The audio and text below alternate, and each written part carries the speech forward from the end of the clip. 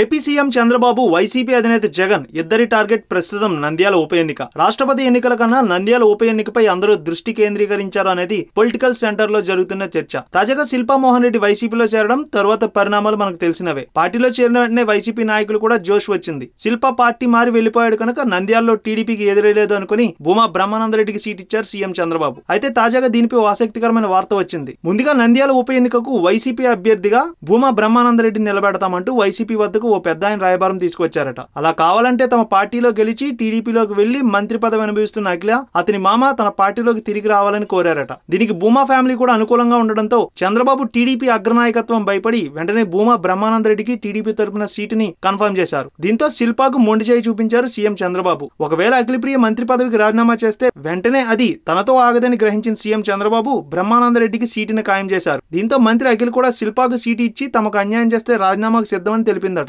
ఇది ముఖ్యంగా శిల్పానికి కాదని చంద్రబాబు భూమా బ్రహ్మానందరెడ్డికి నంద్యాల టికెట్ ఇవ్వడానికి కారణం అంటున్నారు తెలుగు తమ్ముళ్ళు. ఈ వీడియో మీకు నచ్చినట్లయితే లైక్ చేయండి, షేర్ చేయండి. మరిన్ని అప్డేట్స్ కోసం మా జనహితం టీవీని సబ్స్క్రైబ్ చేయడం మాత్రం మర్చిపోకండి.